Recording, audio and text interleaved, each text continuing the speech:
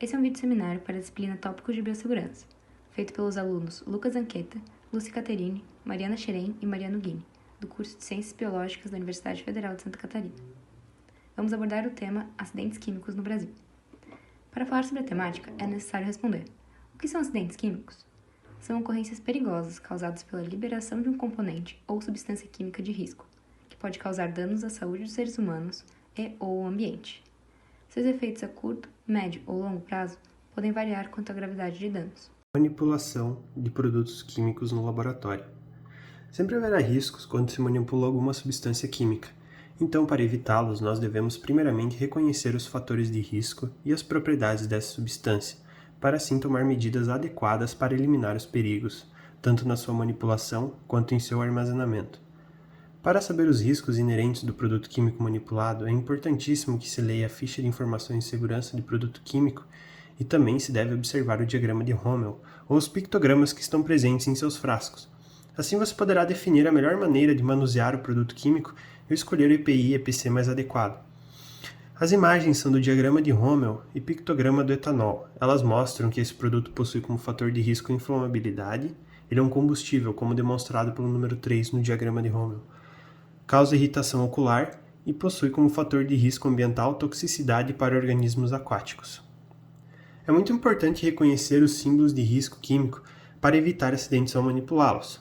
Os produtos químicos podem ser classificados em asfixiantes, que são divididos em dois subgrupos: os simples, que reduzem a concentração de oxigênio no ar, e os químicos, que atuam na fixação do oxigênio dentro do nosso corpo. Essa interferência pode se dar de diversas maneiras, por isso deve-se saber a natureza do agente causador para conseguir um tratamento efetivo. Esse símbolo é o dos gases sob pressão. Os explosivos são substâncias que, expostas ao calor, choque ou fricção, podem explodir. Também existem substâncias que, em misturas, se tornam explosivas e outras que se tornam explosivas em determinadas concentrações. O grupo dos inflamáveis são classificados em extremamente inflamáveis, ligeiramente inflamáveis e inflamáveis. Seus riscos são avaliados a partir de seu ponto de fulgor, ponto de autoignição e ebulição. Os comburentes são substâncias que, em contato com outras, formam reações fortemente exotérmicas, que podem resultar em uma reação inflamável ou explosiva. Um dos principais comburentes é o oxigênio. As substâncias tóxicas são categorizadas em nocivas, tóxicas e muito tóxicas. Elas podem entrar em contato com o ser humano através das vias orais, respiratórias e cutâneas. Podem causar danos agudos, que são manifestados em menos de 24 horas, efeitos subagudos, que se manifestam de 2 semanas a 3 meses depois da exposição, ou até mesmo efeitos crônicos, que podem aparecer anos depois da exposição. As substâncias irritantes causam reação inflamatória em contato com mucosas ou com a pele. Os corrosivos exercem efeitos destrutivos em contato com tecidos vivos ou outras matérias. Substâncias irritantes podem se tornar corrosivas em altas concentrações e substâncias corrosivas podem se tornar irritantes em baixas concentrações. As substâncias carcinogênicas causam alterações celulares que levam à formação de câncer. Já as substâncias mutagênicas alteram o material genético das células e não necessariamente levam ao câncer. Os teratogênicos são substâncias que causam alteração no desenvolvimento do feto. É usado o mesmo símbolo para representar essas 3 substâncias. Prevenção de acidentes químicos em laboratórios. Administre reações que liberam gases ou que podem proporcionar respingos sempre dentro da capela. Se ocorrer o respingo de alguma substância química em sua pele, é recomendável que você limpe essa região com água corrente. Caso tenha ocorrido nos olhos, use o lava-olhos de seu laboratório. Reconhecer possível causa de queimadura antes mesmo de iniciar o trabalho. Para caso ocorra, ser então adotada uma postura correta para minimizar os danos. Utilizar luva correta a depender da substância que está sendo manipulada, assim evitando sofrer queimaduras nesta região.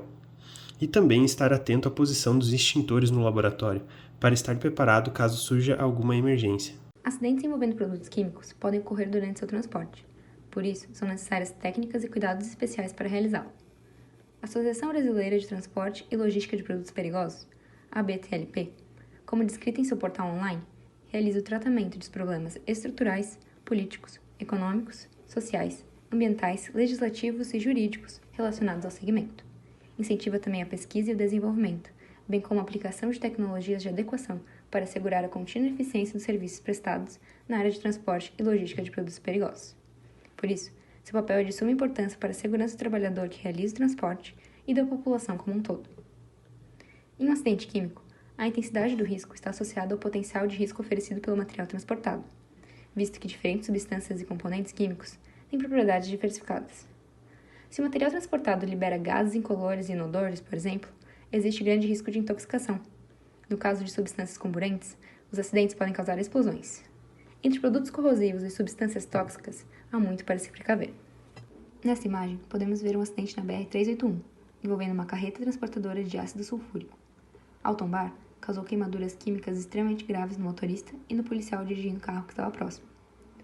Além dos danos à saúde de ambos os homens, parte da substância química adentrou o rio Piracicaba, causando contaminação e morte de peixes, resultando em uma série de recomendações da prefeitura para manter distância das águas do rio. Já essa imagem mostra um acidente na BR-116, durante o transporte de estireno monômero estabilizado, um líquido altamente inflamável e asfixiante, que fez com que a área tivesse que ser isolada. Foi solicitada uma equipe especializada para a remoção do material, mas pelo vazamento contínuo, havia grande possibilidade de contaminação de um córrego próximo ao local. Por ser em processo de risco, o transporte de químicos é assegurado por normas e legislações que visam maior segurança para os seres vivos e o ambiente. São utilizados diversos pictogramas regulamentados pelo Sistema Globalmente Harmonizado, o GHS, para orientar tanto o corpo de bombeiros, por exemplo, quanto os motoristas próximos aos transportadores. Estes são alguns pictogramas que podem ser visualizados no modal transportador de substâncias químicas. Eles seguem as 9 classes comentadas anteriormente, que classificam substâncias por suas características e possíveis causalidades.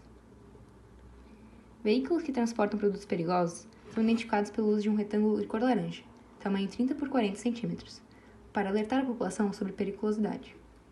Contém também o número ONU, determinado pela Organização das Nações Unidas, para identificar produtos químicos ou que oferecem perigo à vida, facilitando assim a redução dos riscos de ocorrência de acidentes, bem como a minimização dos danos, caso estes venham a acontecer. Descarte de resíduos químicos. Apesar da questão de sustentabilidade estar muito mais em foco em empresa na sociedade, o descarte de resíduos químicos se destaca ainda mais, por se tratar de uma questão de segurança pública.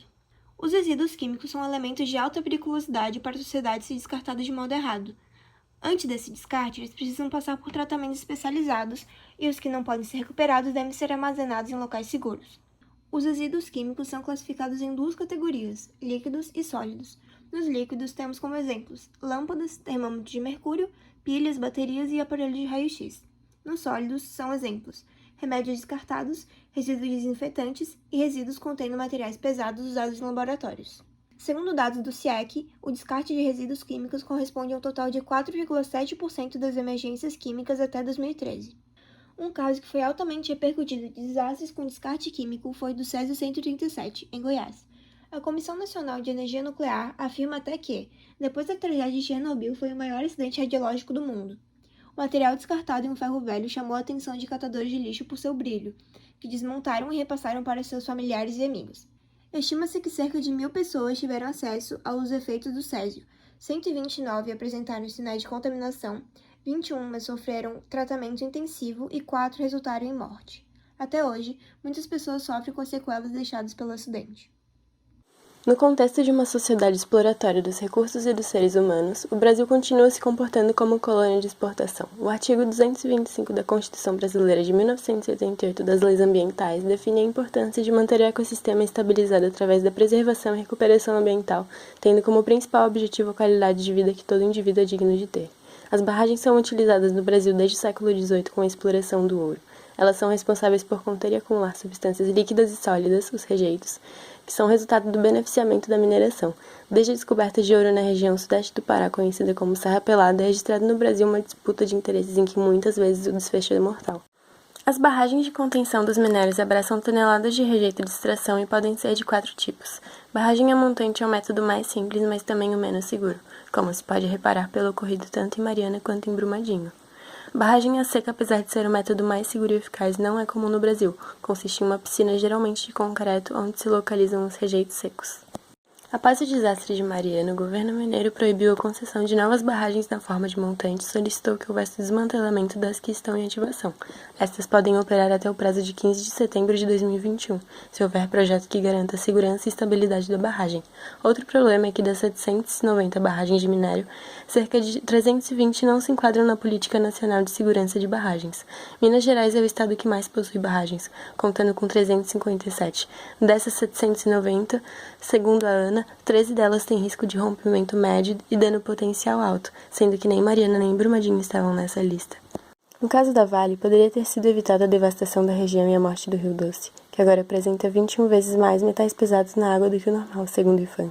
São dezenas de municípios que dependiam dessa bacia de abastecimento, além da morte da biodiversidade local, que foi dizimada pela toxicidade dos metais, a destruição de mais um rio, o Paraopeba, que abastecia mais de 2,3 milhões de pessoas e deságua no Rio São Francisco, para onde saía a lama e a contaminação. Sem peixe não tem trabalho nem comida para quem vive da pesca.